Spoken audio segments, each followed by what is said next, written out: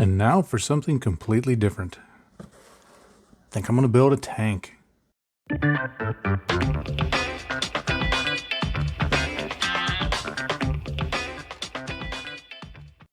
Now, technically this isn't a tank, it's a self-propelled gun, and it's either an anti-tank self-propelled gun or a howitzer self-propelled gun. But it's got treads and it's got armor and it rolls over things and it goes shooty boom boom, so we're going to call it a tank. Now the kit is from Rubicon Models and it's scaled at 28mm or 1/56 scale, which is designed to be used in the bolt action tabletop game. So it's not your traditional modeling scale, but it's still pretty cool. And I thought it was neat to build because it's a good size that will be fun to paint and weather, but it's not so giant and doesn't have so many parts that it can be overwhelming like a lot of armor kits.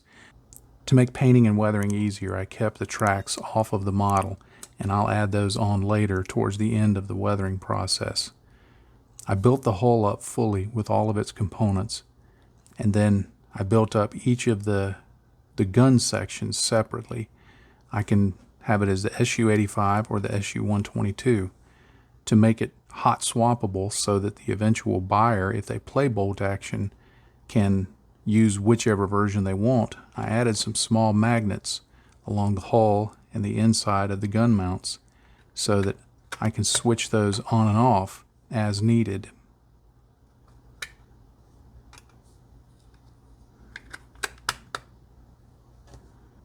Now I'll get things primed and painted. I gave everything a coat of Mr. Color Russian Green 4BO, and then once that base coat was on, I began adding more and more Tamiya Yellow Green XF4 into the mix, and initially started with the process of zenithal highlighting, where I was just doing the highlights from above and a little bit from the sides. And then as I added more and more of the XF4 to the mix, I began to introduce a little more modulation type highlighting, which you can see along the top here and along the hatches. For the decals, I started off using some decal set and fix from VMS. This is the first time I've used this, so I was really interested to see how it worked. Now the kit comes with a really nice set of decals, and I was very impressed with the quality of them. Very thin, very good color, in very good register, and they go down really well. I live a little dangerously here and position the decal with my knife, but I figure if I make any mistakes that'll just look like chipping in the end. I use a Q-tip regardless of what setting solution I'm using to get any of the fluid out from underneath it to try and avoid any silvering or any bubbles or anything like that under there. Now, I didn't gloss coat the model. I just used the flat surface, and I'm depending on the decal fix and set. Now for the softener, I again tried a new product, new to me, from VMS, and I was very impressed once these were dry with how they turned out. I thought they looked really good. For painting the tracks, I started by painting the outer part of the road wheels in a darker gray. These were rubber, as I understand it, and so I wanted something that wasn't pure black, but had just a little bit of gray to it, and I thought this color worked really well. And then I used a mix of that and some brown colors to try and give kind of a warm steel look. Most of this, 95% of this, is going to be covered up with weathering, but I wanted to have a good foundation for this color on here. Now, because the tracks are all one assembly, I had to paint down here on the lower part of the track very carefully. If I got any up on the road wheel, it wouldn't be too much of a problem. Again, weathering is going to cover most of that up, but I did try to keep those separate so that there would be some distinction between the parts and it wouldn't look like just one color. I gave the tracks a wash of some rust color using life color paints. And again, most of this is going to be covered up, but I wanted to just start suggesting the notion that these were worn, used tracks. I gave the model a satin varnish and began applying a dark wash You can see as I begin applying this that it begins spreading a little bit. That's an indication that I didn't get quite enough satin varnish on here to prevent that spreading. The simple way to treat this is to, before you do the wash, give another coat of varnish. I'll be able to work with this in the cleanup phase, so I wasn't too worried about it. But I just applied this wash around all the details. This will just help everything stand out and make the details very clear and sharp after all the weathering has been applied. For cleanup, I just damped a cotton bud in some of the thinner that I had used to thin the original wash and just began wiping that away.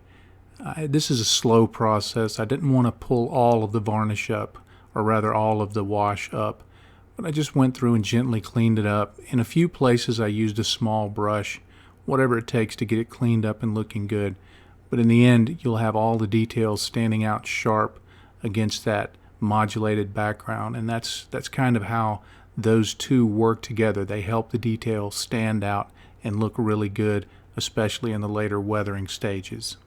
For the chipping, I used this Citadel Strachan green, and I applied it with a sponge. Now this is a fairly low contrast color as compared to the rest of it, but I think using a low contrast color for the chipping allows me to get away with a little more chipping than I normally would if I used a much more contrasty color, a brighter color. And it builds up a lot more effects such as scratches and other damage to the surface. And it just gives it a more worn look without hopefully being cartoonish in its appearance. Now once I had all of those on, I began using a more traditional dark brown chipping color to add in more chips. These are the chips that go through just the surface scratches and go right down to the armor underneath the paint. And this chipping level, I don't do it as much as I did the light green chipping. I just place this on some of the chips, not all of them, and it gives it that just heavy appearance of a big metal object that's been beat up in combat. While that was drying, I wanted to provide some texture underneath, behind the road wheels. Not much of this is going to be seen, but I did want to make sure that if somebody looked at it, that they saw some kind of texture there. So I used this acrylic texture product to just rough that up a bit, just to make it look muddy. And I applied it on in several layers. Every now and then I'd test fit it to make sure that the road wheels would go over it and it wouldn't interfere with the fit. Once I had it on there, I used a little bit of water to just stipple it around, blend it in a little bit, reduce it just a little bit, and get it looking muddy, but hopefully believable.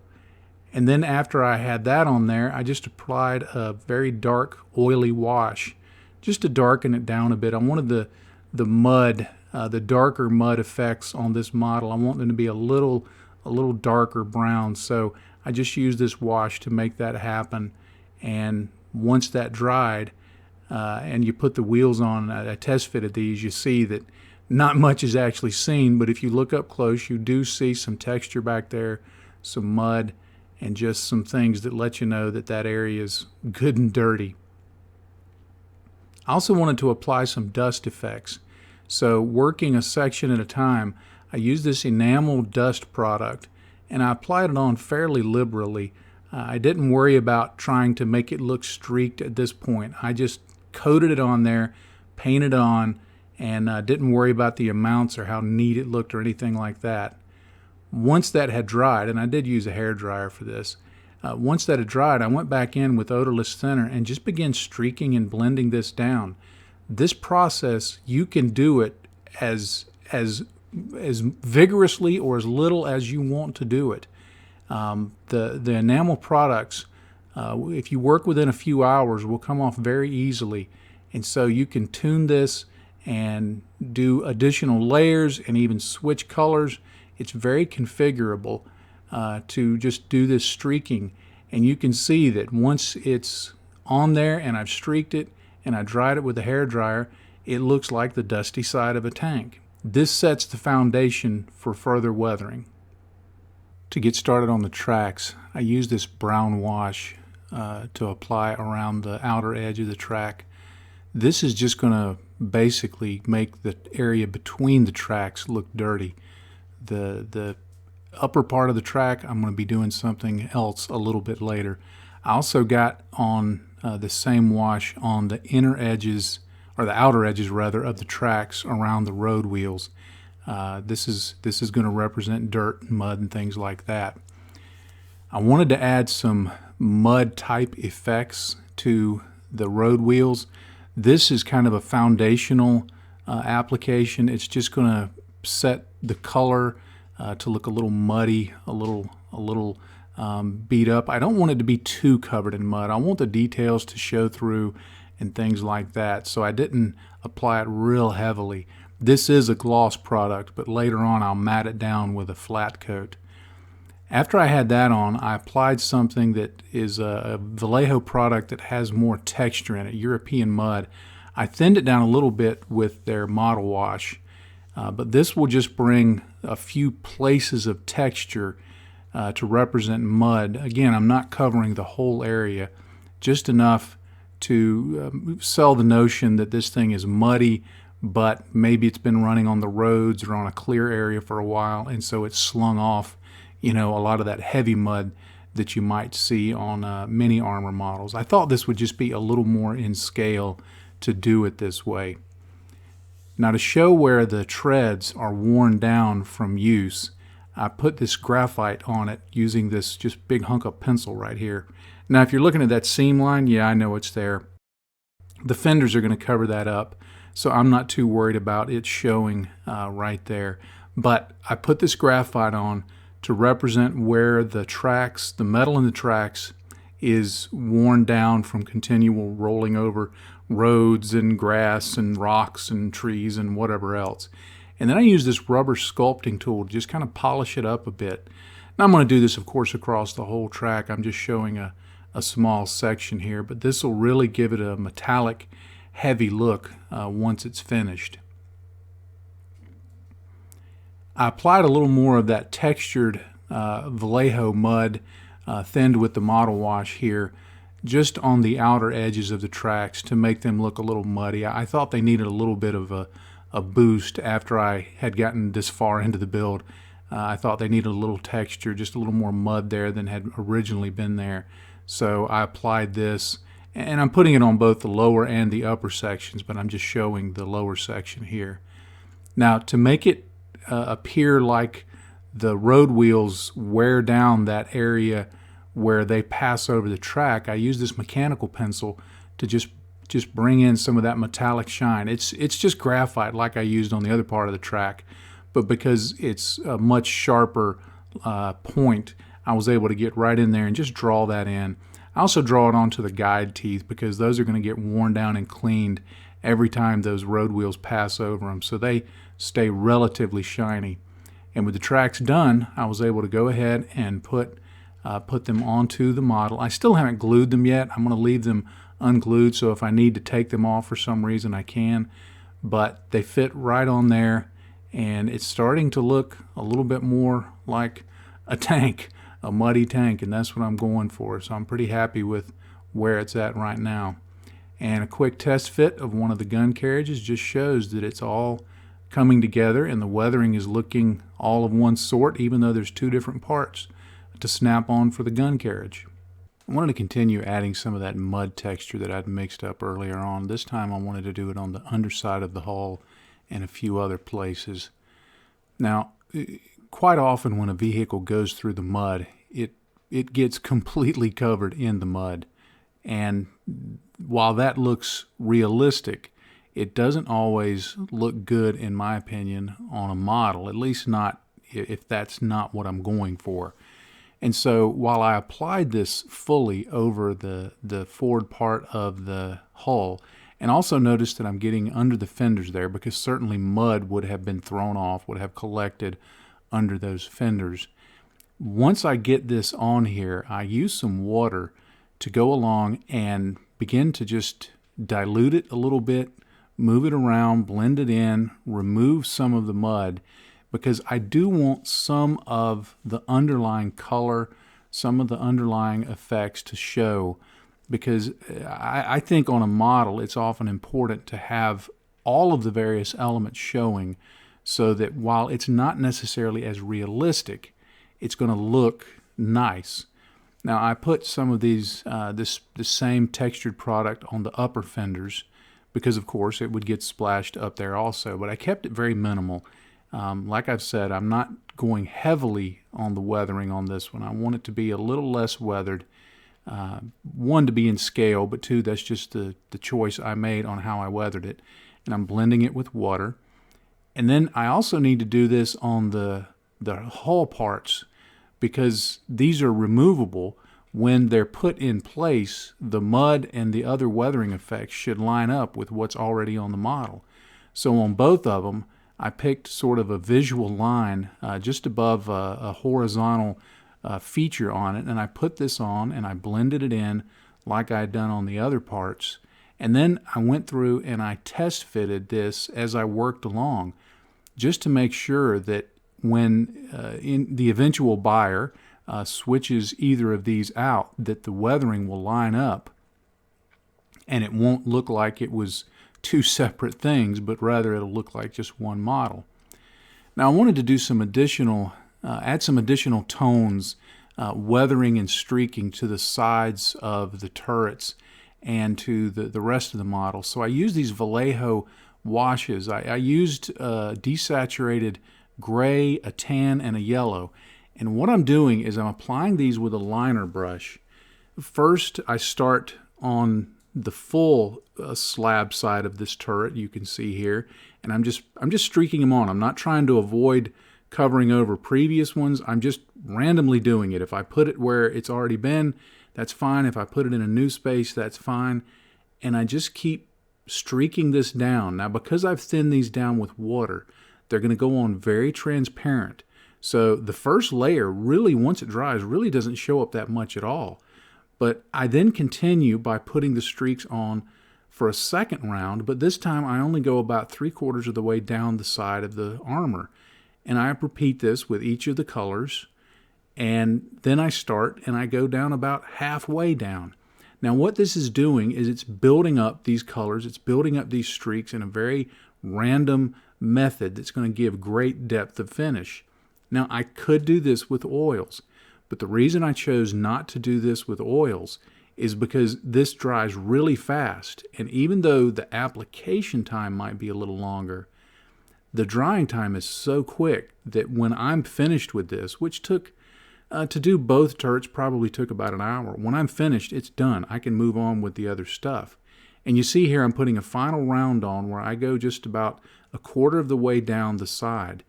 And what happens is this is essentially streaked glazing, and eventually it starts to build up that color along the lower portion of the hull. On the upper surfaces, I do the same kind of thing. I switch between the colors and I begin applying it. And first I apply it all over the upper surface of the models to give some random tones and colors and just looking like dirt and dust and all sorts of streaks. And then for the second layers, I start to kind of pull back a little bit from the raised surfaces. And what it ends up doing is giving, helps with that modulated look and just gives some randomness to the vertical or the horizontal surfaces also. I need to paint the exhaust, so I use a warm mix of gray just as a foundation for the exhausts. I've seen Adam Wilder do this, I've seen Martin Kovacs do this, and I like the technique. Then I go in with just a little bit of a darker gray and just stipple on some color here and there. These exhausts are really small, and trying to do this around the camera was really difficult, but I stippled on some darker gray just to give some tonal difference there. And then once I had that on, I just went in with a rust wash, and I just blobbed the color on there, as you can see, and didn't try to be dainty about it. And then once I had it on there, I cleaned off my brush and just did a little bit of soaking that up. And then I dried it with a hair dryer, and I went back in and I probably put 4 layers in total on the exhausts, just so they would look a little rusty and worn, and having had a lot of heat go through them. Of course, that's what makes the exhausts really look so worn in real life, is that heat. For the exhaust stains, as I understand it, these Russian tanks had very heavy exhaust stains, so I mixed up some pigment with water. This just allows me to apply it very easily. I could have applied it dry, but by doing this with water, it's easy to put on there, and then once it dries up, it's just pigments on the surface. It's not fully fixed to the surface, so I was able to go in with a dry brush and just kind of blend that in a little bit. Once I clear coat the model, I'm going to give it a final matte coat at the end. It'll lock this in place so it won't get smeared around. But these pigments are very configurable and allow you to make changes as needed. I also wanted to add some fluid type stains to the upper surface, so I just used some various fuel and oil stain kind of products just to stipple those on around the engine deck where oil might get spilled or other fluids like that. I'd thin these with water so they would dry without a whole lot of opacity, but would definitely look like stains. I also had to put these on the gas tanks to represent where fuel and things like that would spill out after it had been filled up, and especially on this one because I put it on wrong, so the cap was in the wrong place, but that's okay. We'll just learn to live with it. To add to the muddy appearance, I used some more Vallejo Model Wash to just kind of splatter on some mud splatters along the front. Tried to confine it to the lower area and not get it too large, but just enough to give it a little more of a muddy look. Well, I think I'm going to call this project done. I'm pretty happy with it. It was a fun little kit to build, and didn't take a lot of time in terms of real modeling time. Time's a little different when it's modeling and filming and editing time, so that doesn't count. But just as a fun project, this has just been everything I would want it to be.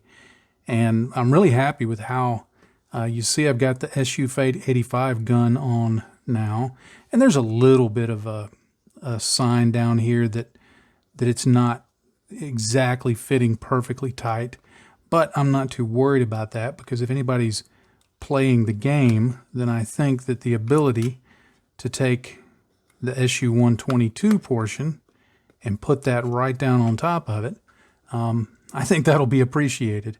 So I'm okay with the fact that there's a little bit of a sign that it's not perfectly fitting on there, that there's something different about it. I'm okay with that.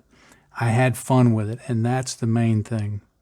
And certainly I could have done more weathering to it. I could have put more stains and more streaks and used dot filters and things like this, but I wanted to just kind of keep it simple for a variety of reasons. One, just for a fun, relaxed build. Two, making sure I get this filmed and edited and ready to go before Christmas. I'm actually filming this in early December, so I've got to get this finished up so I can take some vacation. So I wanted to do that too, but I'm happy with it. If you're an armor modeler and you're looking for kind of a relief valve project, something to just put together, it's not real big, it's not real complicated, and you can have some fun with it, you may want to check out some of these kits. And if you've never built armor before, but you've been thinking, hey, I want to try something out, this would be a really nice way to try an armor kit out. Pick one that you think looks cool. They're reasonably priced, reasonably detailed, and you'll be able to have fun, get the experience of building some armor, but not necessarily have to, put together the tracks or all of the other things that can go with armor that sometimes, if you're not used to that, can intimidate you. So I highly recommend these Rubicon kits, at least this one. Well, thank you so much for watching this video, especially if you're hanging around at this point. I always appreciate it when people hang around to the very end. I see the analytics. I know that doesn't happen, but for an elite few. So thank you if you're still watching the video at this point. Of course, you know the routine. There's a subscribe button down over here. If you've not already done so, please click that and subscribe to this channel and hit the little bell icon so you'll know when I have new videos out. That would really help me a lot. Another thing that I would be most grateful for is if you would just, down below, just drop a comment and just let me know what you think of the video and if it's been helpful to you. I always like hearing that. It really encourages me to keep making videos knowing that they're helpful for people. So if you just let me know if this has been helpful, I'd appreciate that. There's also links down below to my website and to social media and, of course, to my Patreon if you would like to support this channel and the work that I do. And if you're already a Patreon supporter, thank you so much for helping me in bringing this content to everybody else. It's your support that makes what I do possible, because we just couldn't afford to do it otherwise without you. So my family and I are very grateful for the support that you give us. Thank you very much. And with all that being said, I'll leave you with one final thought, as I always like to do. In this hobby, if you're not having fun, you're doing it wrong. Happy day to you, friends. Bye-bye.